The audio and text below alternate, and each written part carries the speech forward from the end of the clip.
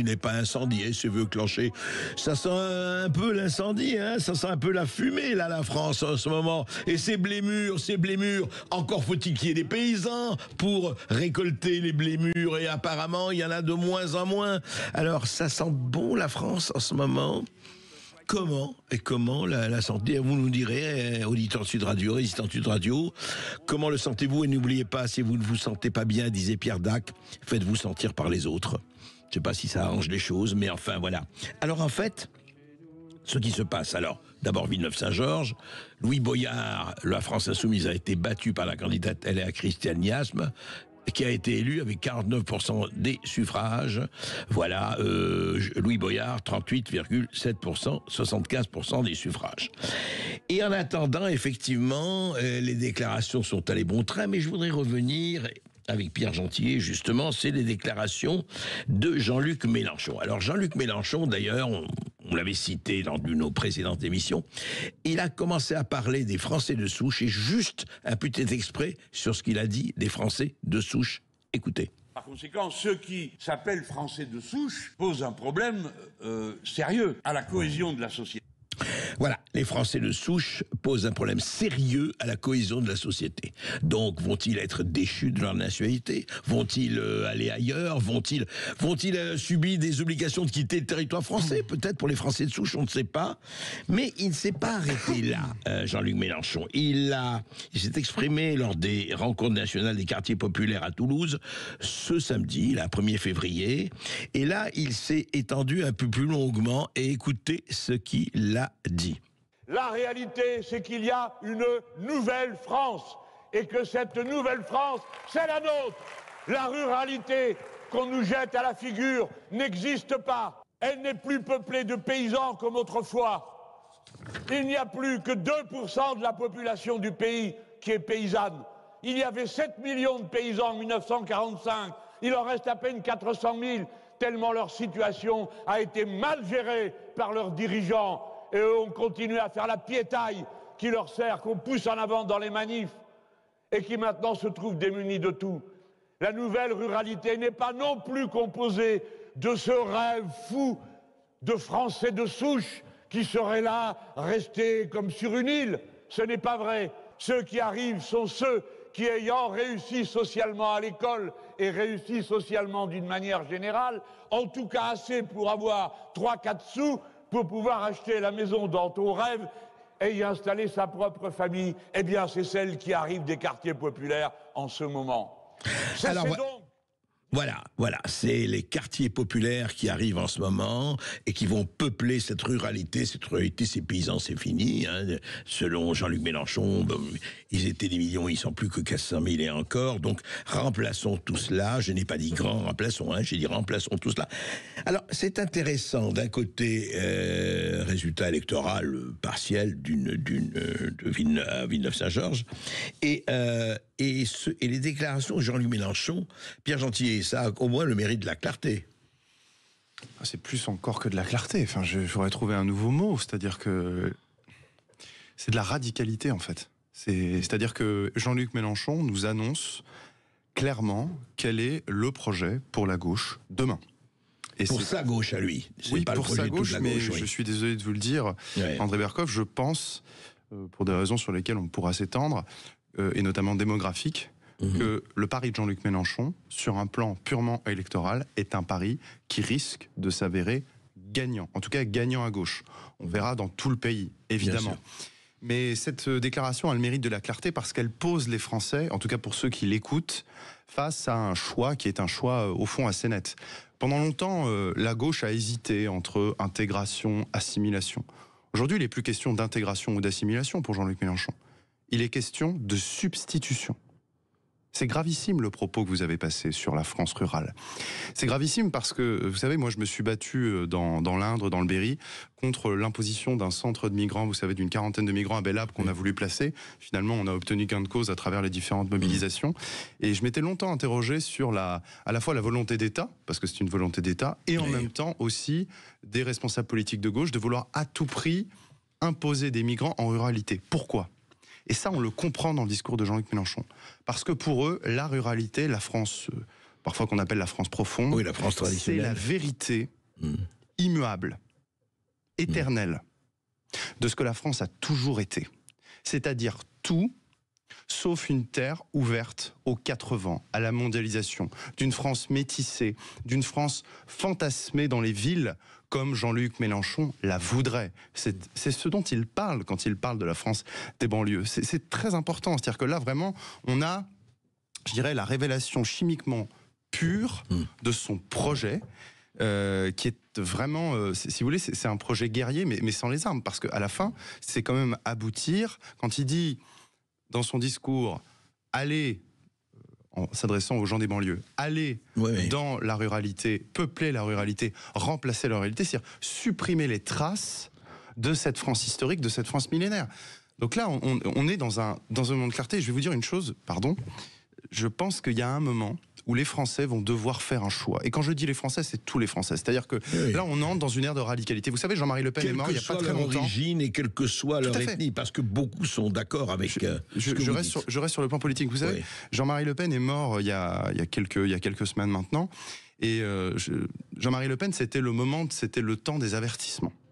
D'accord. C'est-à-dire Jean-Marie Le Pen, c'est quelqu'un qui, dans les années 80, 90 et encore jusqu'aux années 2000, a averti sur ce qu'aujourd'hui est partagé et devient finalement un propos assez banal. Ce que dit Jean-Luc Mélenchon, là, mais sous un terme positif, c'est ce que disait Jean-Marie Le Pen dans les années 80. Sous un terme négatif, avec quelques excès, il faut le dire, Jean-Marie Le Pen. Si vous voulez, mais je comprends, vous parlez politique. Sur le fond, je reste sur le fond du sujet. Vous dites que c'est-à-dire une vague démographique qui est en train de bouleverser et de transformer la France. Ça a été dit dans les années 70-80. Aujourd'hui, avant on disait c'est pas vrai. Aujourd'hui, c'est plus le débat. Le débat, c'est pas est-ce que c'est vrai ou ce que c'est pas vrai. C'est est-ce que c'est bien ou mal. Pour Jean-Luc Mélenchon, le remplacement de la population française historique, c'est une bonne chose. Et je vais vous dire, de ce point de vue, il regarde aussi ce qui se passe en Europe. Regardez ce qui se passe en Angleterre. Regardez ce qui se passe en Belgique. Regardez ce qui se passe en Allemagne. En Suède. En Suède, évidemment. Alors, en Suède, heureusement, il y a quand même quelques réactions. Mais je pense vraiment que là, Jean-Luc Mélenchon, au moins on peut lui faire crédit de la franchise, de dire les choses. Oui, c'est ça, d'une certaine franchise.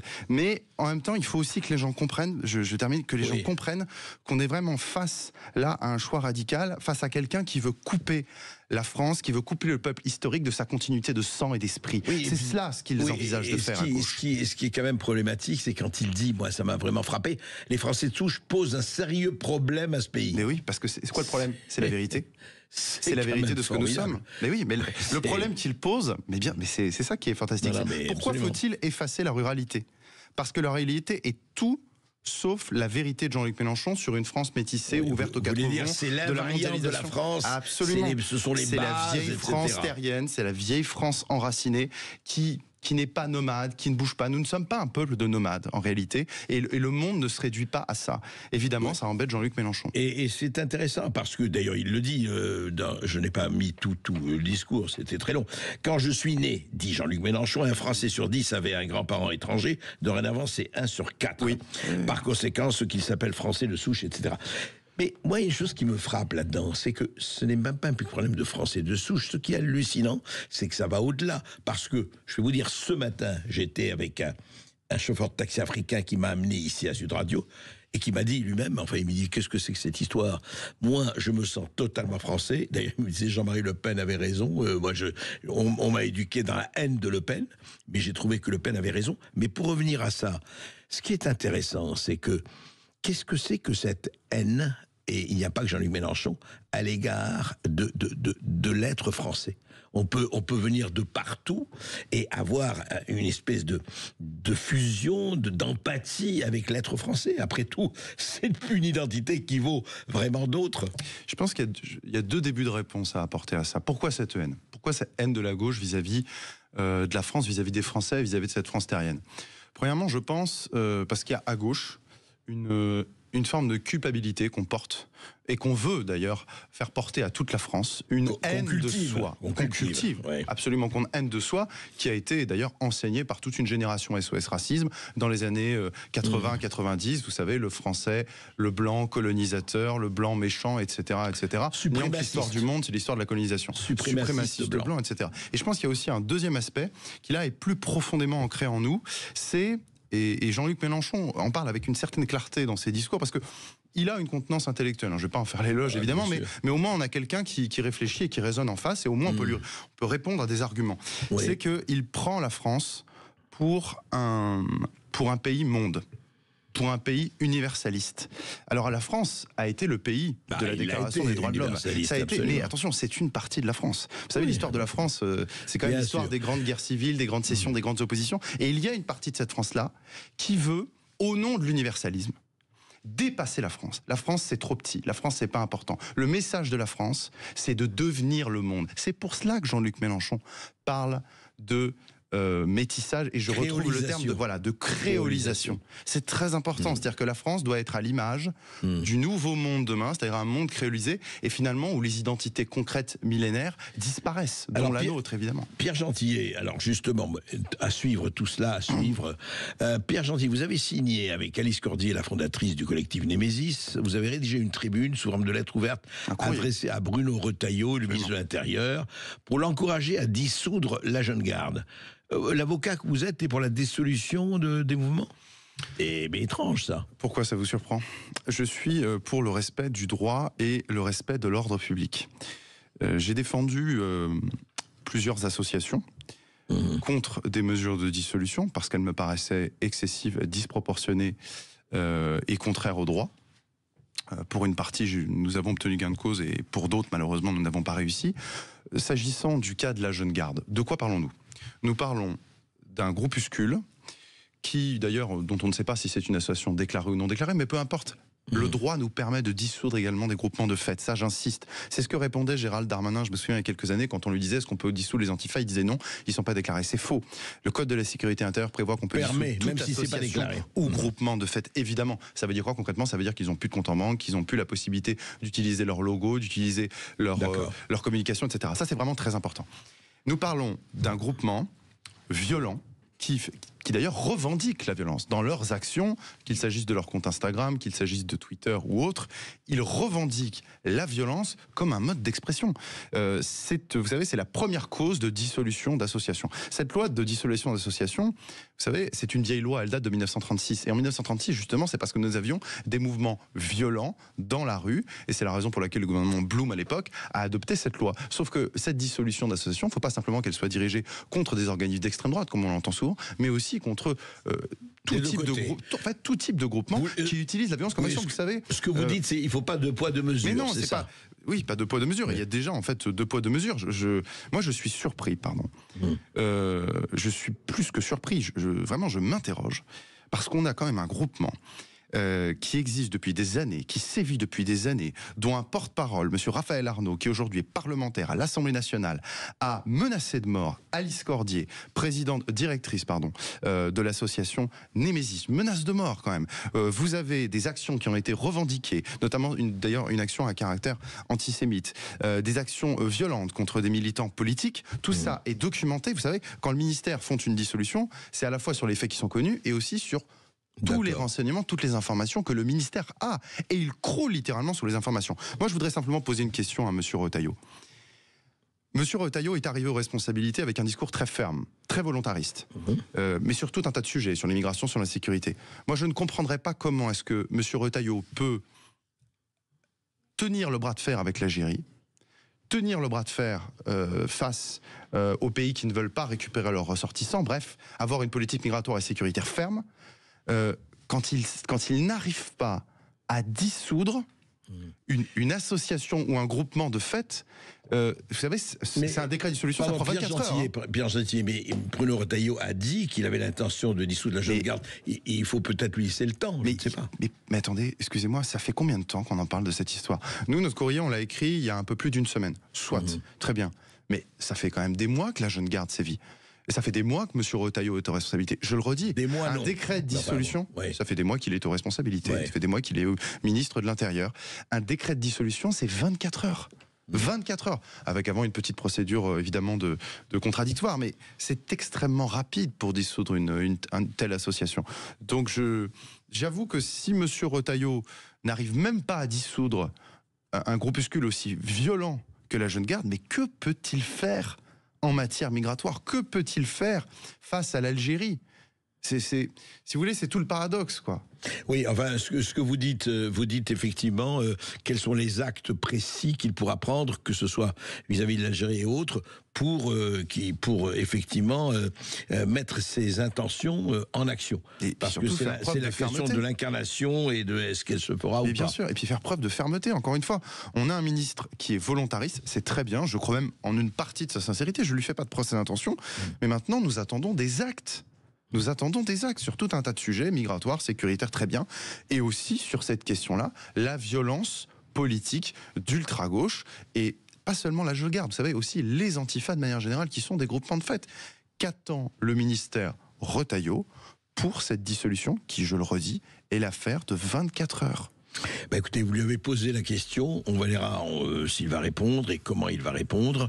De toute façon, effectivement, tout ça est assez compliqué apparemment à mettre en jambe, mais vous dites qu'un décret se prend en 24 heures. C'est vrai. Ce qu'il faut voir, en tout cas, c'est qu'on a une situation de fait avec les discours d'un côté très, très, très précis et très clair de Jean-Luc Mélenchon. Après, à chacun de juger. Et puis, effectivement, on aimerait bien que la France, ça continue à sentir bon et pas à sentir trop mauvais, bien sûr. C'est la France, tout simplement, en fait. Vous savez, on ne demande pas. On dit souvent, vraiment, juste en un mot, on dit souvent qu'on est des, nous à droite ou même plus loin, qu'on est des radicaux. Et ceux qui s'opposeraient au projet de Jean-Luc Mélenchon seraient des radicaux, des gens d'extrême droite. Mais c'est son projet qui est extrémiste. C'est celui qui consiste à substituer un peuple millénaire par d'autres peuples, par des formules d'apprentis sorciers en pensant qu'on va fabriquer quand même ça un peuple. Vous savez, on dit souvent faire France. Moi, je déteste cette expression. La France, c'est pas un construit, c'est un donné. Elle est déjà faite depuis, comme vous dites, oui, des elle est siècles faite depuis longtemps. Elle s'est maturée, elle s'est patinée à travers le temps et l'histoire. Très bien. Eh ben, on n'a pas à avoir des apprentis sorciers qui arrivent et qui nous expliquent voilà ce que c'est la France. Non, la France, vous savez, c'est pas une idée, c'est pas une espèce d'abstraction comme ça. C'est de la terre, c'est des morts, c'est du construit. Et nous-mêmes Français, nous ne sommes que les légataires, nous sommes que les exécuteurs testamentaires de ceux qui nous ont précédés. Voilà pourquoi il faudra que des volontés s'opposent à d'autres volontés. C'est toujours pareil. C'est une histoire de courage, de volonté, d'intention et de vision. Et ça s'appelle, comme vous dites, la politique. Merci.